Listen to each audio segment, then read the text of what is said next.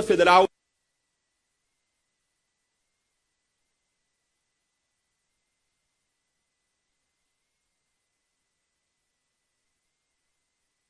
do esquema de corrupção identificado na Lava Jato.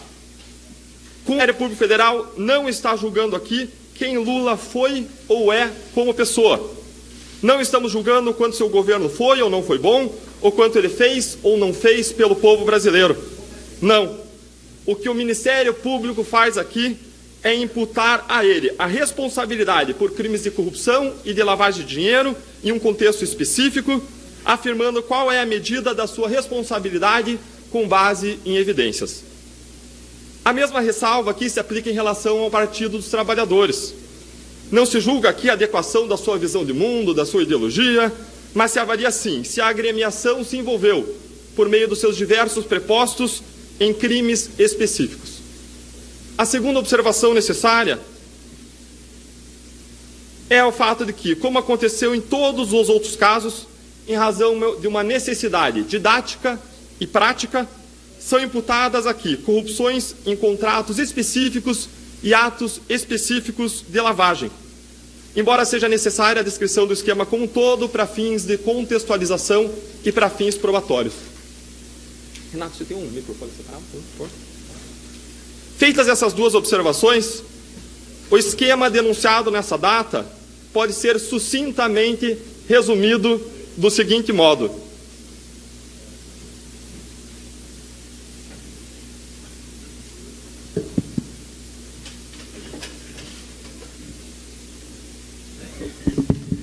Basicamente, o que os senhores observam aqui é um esquema geral de corrupção instalada dentro da Petrobras, os moldes que os senhores já conhecem ao redor dessa figura.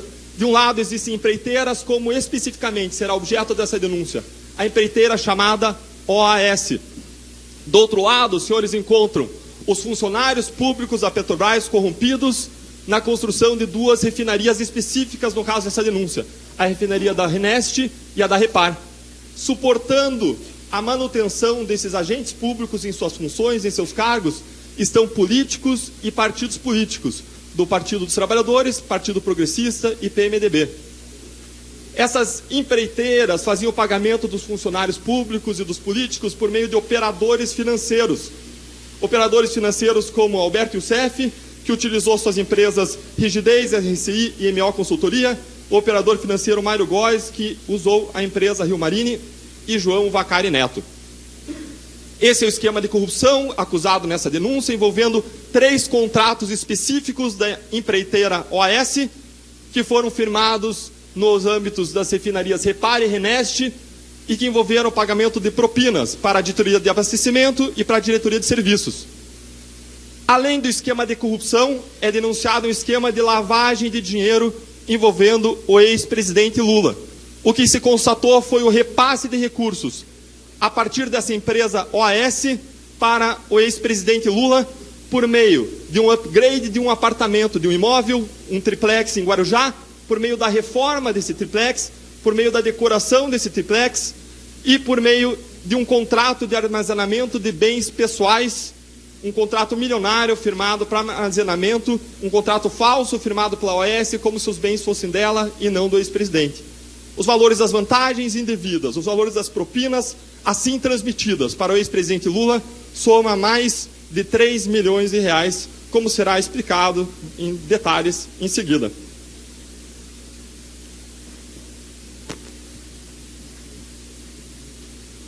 Alguns dados gerais dessa denúncia. Essa denúncia envolve 8 denunciados, os senhores estão recebendo a lista desses denunciados, dentre eles o ex-presidente Lula e a ex-primeira-dama Marisa Letícia. Nós temos como crimes denunciados os crimes de corrupção ativa, corrupção passiva e de lavagem de dinheiro. O período dos crimes vai desde 2006 até 2016. O valor envolvido nesses crimes na corrupção é o valor de 87 milhões de reais e na lavagem de dinheiro 3,7 milhões de reais. Esse valor de lavagem de dinheiro corresponde a propinas pagas de modo dissimulado ao ex-presidente Lula. A nossa acusação, o nosso pedido perante o judiciário requer um confisco de valores no montante de 87 milhões de reais, assim como, adicionalmente, um valor de ressarcimento de 87 ou mais 87 milhões de reais. A empresa envolvida, nesse caso, é o Grupo OS. Nós disponibilizaremos também esses slides, e nessa página os senhores veem uma distribuição das acusações por réus. Os réus estão aqui nas colunas verticais, e aqui nas colunas horizontais estão as acusações. Basicamente, em cima são as acusações de corrupção ativa e passiva, e se observa que quem é acusado por corrupção ativa e passiva são Lula, Léo Pinheiro e Agenor Medeiros. Léo Pinheiro e Agenor Medeiros na qualidade de executivos da empresa OAS. Por lavagem de dinheiro e entrega de valores de modo dissimulado em favor do ex-presidente Lula, nós temos acusados Lula, Marisa Letícia, Paulo Camodo, no caso da armazenagem, Léo Pinheiro e funcionários da empresa OAS, grandes executivos da empresa OAS, Paulo Gordilho, Fábio Anamini e Roberto Moreira. Aqui a gente apresenta as penas relacionadas a esses crimes. A pena da corrupção vai com a causa de aumento, vai de 2 anos e 8 meses, essa é a pena mínima, a máxima é de 16 anos. A pena de corrupção passiva mínima é de 2 anos e 8 meses, a máxima é de 16 anos. E a pena da lavagem de dinheiro, com as causas de aumento de pena implicadas nesse caso, traz uma variação de pena de 4 anos na mínima e a máxima é de 16 anos e 6 meses.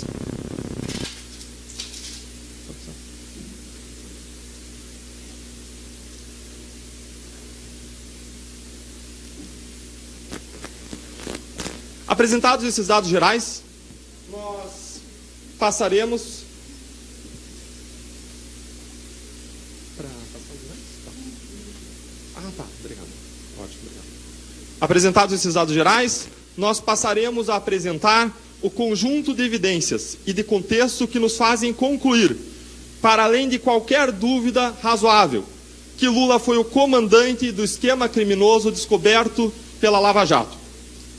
Passamos então a montar uma espécie aqui de quebra-cabeças, um grande quebra-cabeça, com pelo menos 14 conjuntos de evidências, que se juntam e apontam para Lula como peça central da Lava Jato. Essas provas demonstram que Lula era o grande general, que comandou a realização e a continuidade da prática dos crimes, com poderes para determinar o funcionamento e, se quisesse, para determinar a sua interrupção. Nós abordaremos aqui um a um, em azul no slide, cada um dos 14 conjuntos de evidência. Nós começaremos revisitando o esquema criminoso em 2 dimensões. Uma dimensão muito grande, pela qual o esquema é conhecido como Petrolão.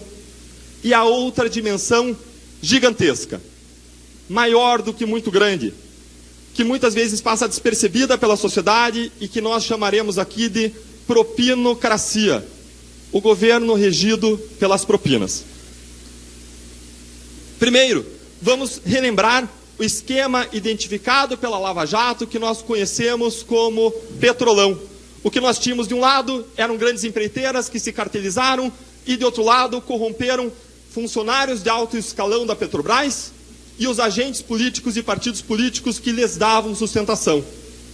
Entre eles, nós temos operadores financeiros que basicamente cuidavam para que as propinas pagas de um lado para outro lado, esse dinheiro sujo chegasse ao outro lado com uma aparência de dinheiro limpo. Esse é o esquema básico que nós identificamos no caso Petrolão. Esse mega esquema de corrupção nós podemos ver como algo estruturado em torno de diferentes núcleos. Existia no comando dessa pirâmide criminosa um núcleo político, o núcleo dos partidos políticos e políticos que determinavam que esse esquema acontecesse. Por que razão que os executivos de uma empresa como a Petrobras, que ganham mais de 100 mil reais por mês, se corrompiam? Ganância?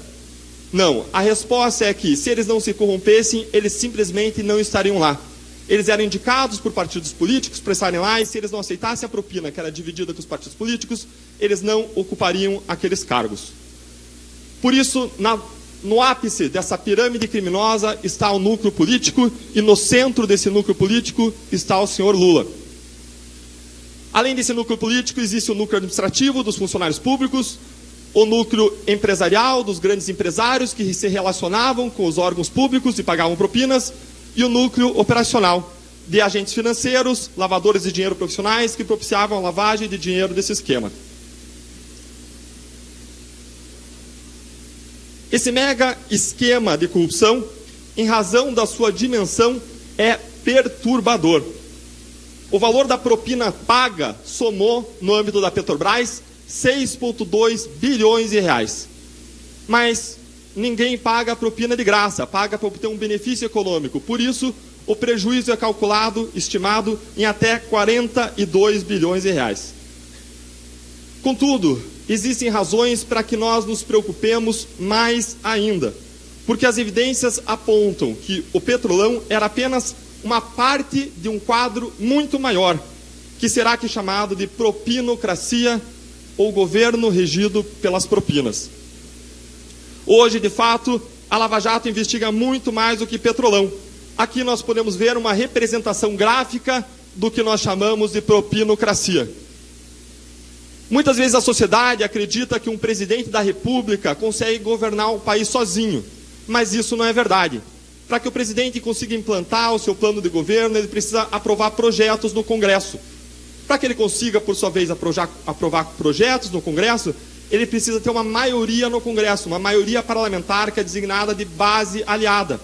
Por isso que o nosso sistema presidencialista é chamado de presidencialismo de coalizão, porque o presidente sozinho não faz nada. Ele precisa formar uma coalizão de partidos políticos e de agentes políticos que o apoiem e passem os seus projetos de lei no Congresso.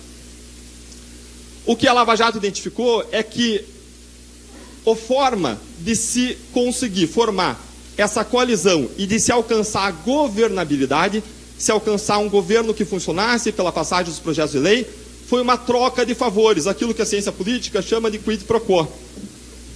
Os partidos políticos, em troca de apoio, exigiam funções públicas, exigiam que pessoas por eles indicadas assumissem determinados cargos públicos.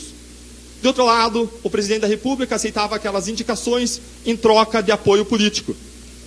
Até aí nós temos um sistema de governança corporativa, vamos dizer assim, que não é o mais adequado, mas até aí não seria nada criminoso. O problema é que o que se descobriu é que a disputa por funções públicas é o fato de que as indicações valem dinheiro, indicações valem propinas. Os apadrinhados políticos que assumiam os cargos públicos passariam a exercer sua influência junto aos particulares para arrecadar propina, junto aos particulares que tinham relacionamentos ou contratos com aqueles órgãos públicos geridos pelos apadrinhados políticos, pelos indicados politicamente. Isso foi o que a Lava Jato constatou. O objetivo de arrecadar propina servia a 3 propósitos. Alcançar uma governabilidade... Pode voltar, por favor? Não pode voltar. Não pode voltar. Não tem do prefeito. Tem do prefeito? Não, é por trás.